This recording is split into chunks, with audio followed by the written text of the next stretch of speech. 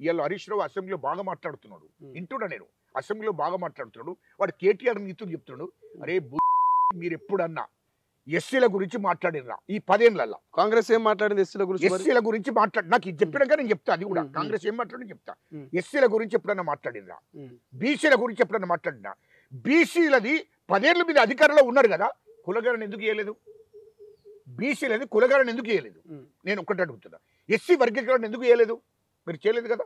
రెండవది, ఇక్కడ మీరు ఇచ్చిన హామీలు ఇప్పుడు 15 నెలల్లోనే కాంగ్రెస్ ప్రభుత్వం ఏం చేసింది? కాంగ్రెస్ ప్రభుత్వం ఏం చేసింది?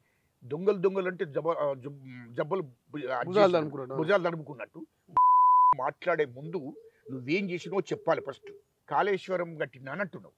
కాళేశ్వరం కడితే కూలింది ఒక దిక్కు. కాళేశ్వరం ప్రాజెక్టు కట్టి దాంట్లో 1,50,000 కోట్లు దాని మీద పెట్టి దాంట్లో 70 నుంచి 80,000 కోట్లు మీరు దోసుకుంటానికి కాళేశ్వరం కట్టిర్రు. మల్లన్న సాగర్ కూడా అదే కట్టిర్రు. ఆ లెవెల్లో మీరు 1,000 కోట్లు దోసుకున్నారు. కానీ ఈ సాగర్లు కట్టినా, ఈ కాళేశ్వరం కట్టినా 10 ఏళ్ళు పచ్చగుండే, పంటలు పండినాయి, రైతులు కన్నీరు కార్చలేరు, చెరువులు మత్తడి దుంకినాయి. కాంగ్రెస్ వచ్చి 15 ఏళ్ళు అయింది, చెరువులు ఎండిపోతున్నాయి, మత్తడ్లు దుంకట్లేదు, ఎక్కడ కూడా రైతులు పంటలు ఎండిపోయి బర్లకు పంటలు మేపుతా ఉన్నారని చెప్తాను. ఏ గాడి కొడుకే అన్నాడు, వానికి బుద్ధి ఉండాలి. ఇటును 10 ఏళ్లలో పండని పంట, 10 ఏళ్లలో పండించిన పంట కన్నా ఇంకా 20-25% ఎక్కువ పండింది మా కాంగ్రెస్ ప్రభుత్వం వచ్చినాక. మరి ఆ సూర్యాపేటలో ఎండిపోతున్న వరి పొలాలు ఎవరి వయంలో ఎండిపోతున్నాయి? ఇటును నీళ్లు రాకపోవడం అనేది అయిన ఆయాలములు కూడా కేసీఆర్ ముఖ్యమంత్రి అయినప్పుడు కూడా 20%, 25% ఎండిపోయినాయి. ఇప్పుడు కూడా గదే పరిస్థితి. ఎందుకు అనంటే అక్కడ నీళ్లు రాక, అప్పుడు కేసీఆర్ వచ్చినప్పుడు మొత్తం తెలంగాణ మొత్తం పండింది అనుకుంటున్నది. తెలంగాణ మొత్తం బండలే. ఎందుకు పరిచయం అవుతున్నావు? నేను కూడా పోయిందయ్యా, నేను కూడా పోయినా. మరి ఇప్పుడు ఎందుకు పోతలేదు మీ ప్రభుత్వం? సూర్యాపేట కానీ కోదాడ కానీ స్వయంగా చూసినాము. కేసీఆర్ ముఖ్యమంత్రి అయిన తర్వాత మేము కూడా పంటల పొంట పోతే అనేక పంటలు ఎండిపోయినాయి. 20%, 25% ఆనాడు కూడా ఎండిపోయింది, నీళ్లు రాలే. ఇక్కడ దానికి దీనికి చూసుకుంటే కేసీఆర్ ముఖ్యమంత్రి అయినప్పుడు పండిన పంటల కన్నా ఇంకా 25% ఎక్కువ పండింది తెలంగాణలో. 25% ఎక్కువ పండింది అంటున్నా. ప్రతి ఎకరం నీళ్లు పోయినాయి. ఇప్పుడు కూడా చెర్లు మా కాంగ్రెస్ ప్రభుత్వం వచ్చినాక మా ముఖ్యమంత్రి రేవంత్ రెడ్డి గారు అయిన తర్వాతనే వర్షాలు ఫుల్లు కొట్టి చెర్లని నిండి, వాగులని నిండి అసలు ఈ సంవత్సరం దాకా బాధ లేకుండా అయిపోయింది. తెలంగాణ ప్రజలు సంతోషపడ్డారు. ఏమో కాంగ్రెస్ రాగానే మొత్తం నీళ్ళు వచ్చినాయి. ముఖ్యమంత్రి రేవంత్ రెడ్డి గారు రాగానే మొత్తం ఫుల్ వర్షాలు. మీరు కూడా చూసారు కదా, వర్షాకాలం అయిపోయినా కూడా వర్షాలు వచ్చినాయి. అన్ని వర్షాలు కొట్టినాయి. సత్యశ్యామలంగా పంటలు కూడా సత్యశ్యామలమైనవి. విపరీతంగా పండినాయి పంటలు.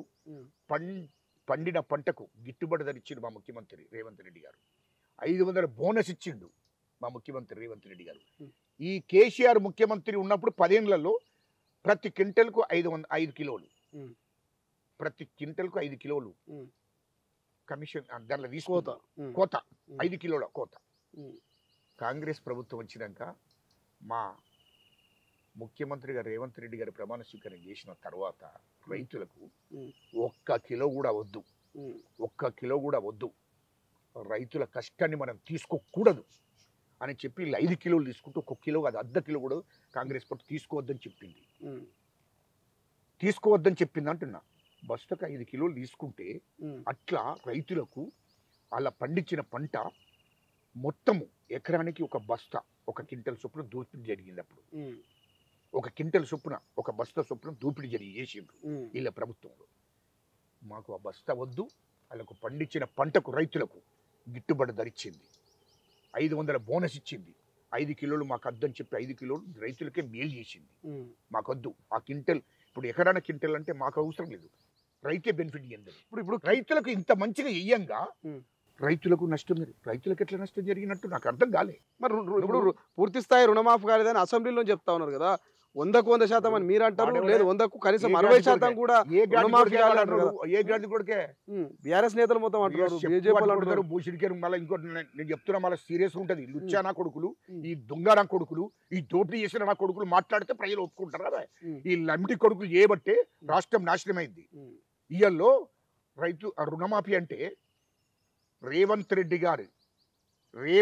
గారు ఈ రాష్ట్రానికి ముఖ్యమంత్రి అయిన తర్వాత రైతులను బాధలు చూడలేక ఉమ్. ఒకేసారి 2 లక్షల రూపాయలు రుణమాఫీ చేసిండు. 21 కోట్ల రూపాయలు రుణమాఫీ చేసిండు. ఇంకో 20%, 10% ఉండొచ్చు. ఒకటిసారిగాలే ఆ ఉన్నది కూడా తొందరగా చేయవలసింది తొందరగా చేసేయాలి అని చెప్పి మొత్తం రాష్ట్రంలో రైతులకు 21,000 విడుదల చేసి మొత్తం అందరికీ రుణమాఫీ చేయడం జరిగింది. ఇంకొక 10 నుంచి 20% ఉన్నారు అందనటువంటి వాళ్ళు కావచ్చు, కానీ వాళ్ళకు కూడా వేస్తాడు. నువ్వు 10 ఏళ్ళ నుండి ఏం బీకినవు రాబాయి? 10 ఏళ్ళు ముఖ్యమంత్రి నుండి కేసీఆర్ సంవత్సరం 25,000, సంవత్సరానికి 25,000. వాళ్ళే అసలు బొంగ మిత్తికి దవైన పైసలు. రైతులు అప్పు తీసుకుంటే ఈయన ప్రతి సంవత్సరము 25,000 ఇస్తే వాళ్ళ అప్పుకు మిత్తి కింద పోయినాయి పైసలన్నీ. 10 ఏళ్ళు. మరి 10 ఏళ్ళు మీరెందుకు రుణమాఫీ చేయలేదు రాబాయి? మేము రుణమాఫీ చేస్తేనేమో ఇంకా కొంతమందికి రాలేదు రాబాయి, మాకు తెలుసు, అది మా ముఖ్యమంత్రి గారికి తెలుసు అవన్నీ. ఇంకా కొంతమందికి రాలే, అవి ఖచ్చితంగా రిలీజ్ చేస్తాడు. ఎందుకు తొందరపడు? 15 నెలలే కదా, ఎందుకు తొందరపడుతున్నారు? ఇంకెందుకు తొందరపడుతున్నారు? అయినా 15 నెలలు అయినప్పటికి కూడా మేము ఖచ్చితంగా రుణమాఫీ చేయాలని చెప్పి 80 నుంచి 85% రుణమాఫీ అయింది.